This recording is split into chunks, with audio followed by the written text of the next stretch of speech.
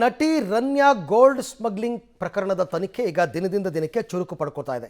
ಹೆಚ್ಚು ಕಡಿಮೆ ಭಾರತದ ಎಲ್ಲ ತನಿಖಾ ಸಂಸ್ಥೆಗಳು ಕೂಡ ಈಗ ತನಿಖೆಯನ್ನು ಮಾಡ್ತಾ ಇವೆ. TRI, CBI, ED, ರಾಜ್ಯ ಸರ್ಕಾರದಿಂದಲೂ ಕೂಡ ತನಿಖೆ ಆಗ್ತಾ ಇದೆ. ಎಲ್ಲರೂ ಬಂದ್ಬಿಟ್ಟಿದ್ದಾರೆ ಇವಾಗ. DIG ವಂಶಿಕೃಷ್ಣ ನೇತೃತ್ವದಲ್ಲಿ ಗೋಲ್ಡ್ ಸ್ಮಗ್ಲಿಂಗ್ ತನಿಖೆ. ಅಂದರೆ ರನ್ಯಾ ರಾವ್ ಎಷ್ಟು ಬಾರಿ ವಿದೇಶಕ್ಕೆ ಹೋಗಿ ಬಂದಿದ್ರು, ಪ್ರತಿ ಬಾರಿನೂ ಗ್ರೀನ್ ಚಾನಲ್ ಮೂಲಕ ಹೊರ ಬಂದಿದ್ರಾ? ನಾನು ಗ್ರೀನ್ ಚಾನಲ್ ಬಗ್ಗೆ ಹೇಳಿದ್ದೀನಿ. ಏರ್ಪೋರ್ಟ್ಗಳಲ್ಲಿ ರೆಡ್ ಚಾನಲ್, ಗ್ರೀನ್ ಚಾನಲ್ ಅಂತ ಎರಡಿರುತ್ತೆ. ರೆಡ್ ಚಾನಲ್ನಲ್ಲಿ ನೀವು ವಿದೇಶದಿಂದ ಏನೇ ತಂದರೂ ಟ್ಯಾಕ್ಸ್ ಕಟ್ಬಿಟ್ಟು, ಕಸ್ಟಮ್ ಡ್ಯೂಟಿ ಕಟ್ಬಿಟ್ಟು ಬರೋದಕ್ಕೆ ರೆಡ್ ಚಾನಲ್ ಅಂತಾರೆ. ಗ್ರೀನ್ ಚಾನಲ್ ಅಂತಂದರೆ ಏನೋ ಸಣ್ಣದೊಂದು ರಿಂಗು ಅಥವಾ ಏನೋ ಒಂದು ಸರ ಈ ಥರ ತಂದಿದ್ರೆ ಅದನ್ನು ನೀವು ತೋರಿಸ್ಬಿಟ್ಟು ಡಿಕ್ಲೇರ್ ಮಾಡಿಬಿಟ್ಟು ಗ್ರೀನ್ ಚಾನಲ್ ಮುಖಾಂತರ ಬರ್ಬೋದು.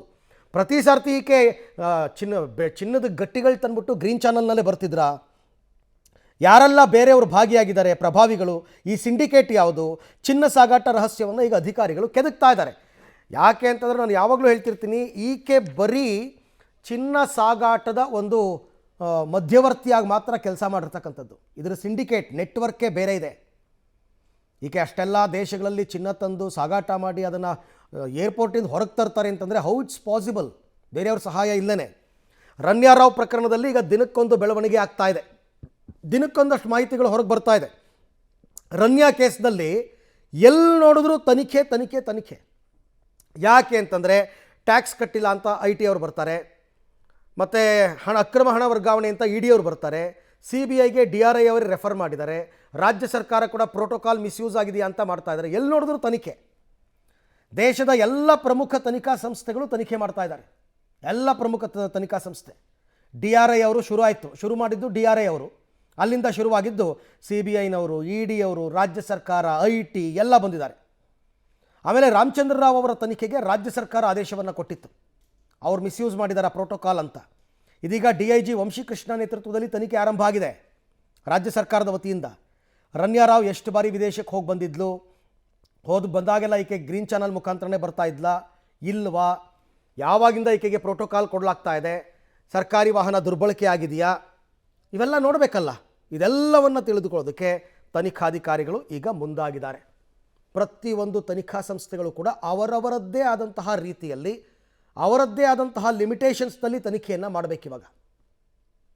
ಇಷ್ಟು ವಿಚಾರಗಳಿದೆ, ಅದು ಸುಲಭಕ್ಕೆ ಮುಗಿತಕ್ಕಂಥದ್ದಂತೂ ಅಲ್ಲ ಇದು.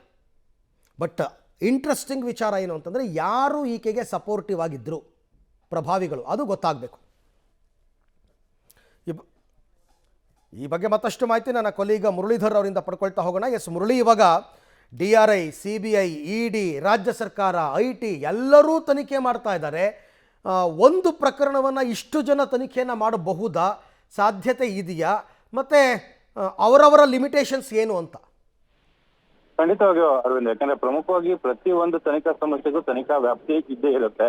ಯಾಕಂದ್ರೆ ಈಗ DRI ಅವರು ಗೋಲ್ಡ್ ಸ್ಮಗ್ಲಿಂಗ್ ನ ಅಡಿಯಲ್ಲಿ ತನಿಖೆನ ಮಾಡ್ತಾ ಇದ್ದಾರೆ, ED ಅವರು ಮನಿ ಲ್ಯಾಂಡ್ರಿಂಗ್ ನ ಅಡಿಯಲ್ಲಿ ತನಿಖೆನ ಮಾಡ್ತಾರೆ, CBI ಅವರು ಅಧಿಕಾರಿಗಳು ಭ್ರಷ್ಟಾಚಾರವನ್ನ ಮಾಡಿದ್ದಾರೆ ಅಂತೇಳಿ, ಕಸ್ಟಮ್ಸ್ ಅಧಿಕಾರಿಗಳು ಭ್ರಷ್ಟಾಚಾರವನ್ನ ಮಾಡ್ತಾ ಇದ್ದಾರೆ ಅಂತೇಳಿ ತನಿಖೆನ ಮಾಡ್ತಾ ಇದ್ದಾರೆ. ಈ ಮೂರು ಕೂಡ ಪ್ರತ್ಯೇಕವಾದ ತನಿಖೆ. ಇನ್ನು IT ಆದಾಯ ತೆರಿಗೆಯನ್ನ ವಂಚನೆ ಮಾಡಿರುವಂತದ್ದು. ಯಾಕಂದ್ರೆ ಆಕೆ ಮನೆಯಲ್ಲಿ ಸಿಕ್ಕಂತ 2.5 ಕೋಟಿಯಷ್ಟು ಹಣ ಏನಿತ್ತು, ಅದಕ್ಕೆ ಸಂಬಂಧಪಟ್ಟಂತೆ ಆದಾಯ ತೆರಿಗೆ ವಂಚನೆ ಆಗಿದೆ ಅಂತೇಳಿ ಅದು ಕೂಡ ಪ್ರತ್ಯೇಕವಾದ ತನಿಖೆನ ಮಾಡ್ತಾ ಇದೆ. ಆದ್ರೆ ರಾಜ್ಯ ಸರ್ಕಾರದ ತನಿಖೆ ಶಿಷ್ಟಾಚಾರದ ಉಲ್ಲಂಘನೆಗೆ ಸಂಬಂಧಪಟ್ಟಂತೆ ಸಾಕಷ್ಟು ಆರೋಪಗಳು ಮತ್ತು ಅನುಮಾನಗಳಿತ್ತು. ಆ ಅನುಮಾನಗಳ ಇದ್ದ ಹಿನ್ನೆಲೆಯಲ್ಲಿ ತನಿಖೆನ ಪ್ರಾರಂಭ ಮಾಡಿರುವಂತದ್ದು. ಈಗ ಕಳೆದ 1.5 ವರ್ಷದಿಂದ ರನ್ಯಾ ರಾವ್ ಎಷ್ಟು ಬಾರಿ ಏರ್ಪೋರ್ಟ್ಗೆ ಹೋಗಿದ್ರು ಮತ್ತು ಆ ಸಂದರ್ಭದಲ್ಲಿ ಸರ್ಕಾರಿ ವಾಹನವನ್ನ ಬಳಕೆ ಮಾಡ್ಕೊಂಡಿರುವಂತದ್ದು, ಮತ್ತೆ ಕೆಲವೊಂದು ಶಿಷ್ಟಾಚಾರದ ದುರ್ಬಳಕೆ, ಪ್ರೋಟೋಕಾಲ್ ಅನ್ನ ದುರ್ಬಳಕೆ ಮಾಡ್ಕೊಂಡಿರುವಂತದ್ದು, ಎಲ್ಲ ಬಗ್ಗೆ ಮಾಹಿತಿಯನ್ನ ಕಲೆ ಹಾಕ್ಲಿಕ್ಕೋಸ್ಕರ ತನಿಖೆಯನ್ನ ಮಾಡ್ತಾ ಇದ್ದಾರೆ. ಸದ್ಯಕ್ಕೆ ಈ ಪ್ರಕರಣದ ಮಾಹಿತಿಯನ್ನ ಅಂದ್ರೆ DIG ವಂಶಿಕೃಷ್ಣ ಅವರು ತನಿಖೆಯನ್ನ ಮಾಡ್ತಾ ಇರುವಂತದ್ದು. ಇನ್ನು 1 ವಾರದ ಒಳಗಾಗಿ ಸರ್ಕಾರ ವರದಿಯನ್ನ ಕೊಡಬೇಕು ಅಂತ ಹೇಳಿತ್ತು. ಆ ವರದಿಯನ್ನ ಕೊಡಬೇಕಾಗಿರೋ ಹಿನ್ನೆಲೆಯಲ್ಲಿ ತನಿಖೆಯನ್ನ ಇನ್ನಷ್ಟು ಚುರುಕನ್ನಗೊಳಿಸ್ತಾ ಇರುವಂತದ್ದು. Arvind, okay, thank you Murali, ತಮ್ಮ ಎಲ್ಲ ಮಾಹಿತಿಗಾಗಿ ಧನ್ಯವಾದ. ಅದಕ್ಕೆ ನಾ ಹೇಳಿದ್ದು, ಯಾರ್ಯಾರು ಏನೇನು ತನಿಖೆ ಮಾಡ್ತಾರೆ, CBIನವ್ರು ಏನು ಮಾಡಬೇಕು, DRIನವ್ರು ಏನು ಮಾಡಬೇಕು, ED ಅವ್ರು ಏನು ಮಾಡಬೇಕು, ಅವ್ರವ್ರದ್ದೇ ಆದ ಕೆಲವೊಂದು ವಿಚಾರಗಳು, ಸತ್ಯಾಂಶಗಳನ್ನ ಕಂಡಿಡ್ಕೋಬೇಕಾಗಿದೆ. ಹಾಗಾಗಿ ಎಲ್ಲರೂ ಕೂಡ ಈಗ ತನಿಖೆಗೆ ಮುಗಿಬಿದ್ದಿದ್ದಾರೆ.